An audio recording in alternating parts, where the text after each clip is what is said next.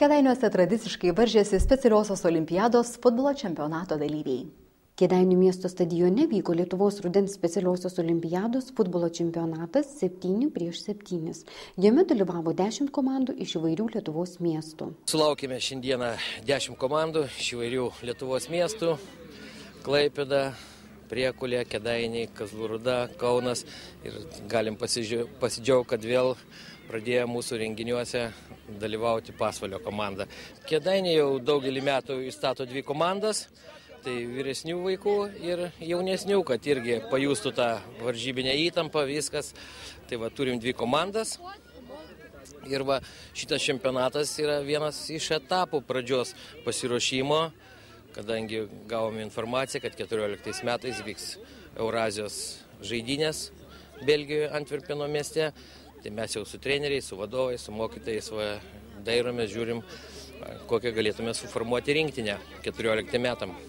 Trenerio Ryčio Šležio teigimu, vaikus sudominti futbolu nėra sunku. Vaikus sudominti nėra sunku, netgi buvo tokių minčių ir 3 komandą įstatyti, tikrai vaikai nori, eina, lanko, jiem įsikrauna į aikštelę ir tuo labiau, kad mes į treniruotės darom bet kokiu oru, ir lietus ar ką, jiem malonumas, kartais noris ir treniruotę nutraukti, bet jie nesako, žaidžiam, įdomu jiem ir tas išvykimas jiem į varžybas tikrai didelė motyvacija. Atvykome iš Priekulės ir dalyvaujame šiame čempionate jau 6 kartą.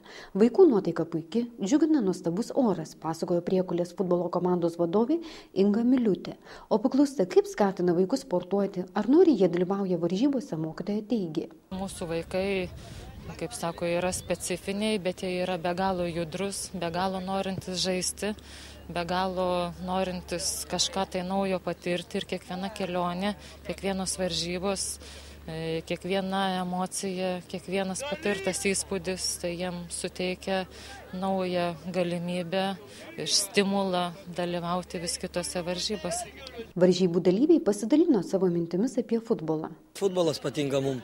O kuo tau jis patinka? Todėl, kad bėgioji, prakaitas bėga, raumenys auga, viskas. Ar gerai sekasi varžybose šiandieną? Kaip sekasi? Jau turim 15 tų įvarčių. Dėl ko tu sportuoji? Žadu patekti, būti gal teisėjų, dar ko nors. Ar patenkintas, kad galėt važiuoti, pavyzdžiui, Kėdainių, sudalyvauti tokio olimpiadoje, gal susiras draugų? Aišku, patenkintas. Pasibaigus futbolo čempionatui paaiškėjo, jog 1 vieta atiteko Kazlų Rūdos specialiosios mokyklos komandai. 2 vietą užėmė Kėdainių specialiosios mokyklos 1 komanda. 3 vietoje liko Kauno specialiosios mokyklos komanda.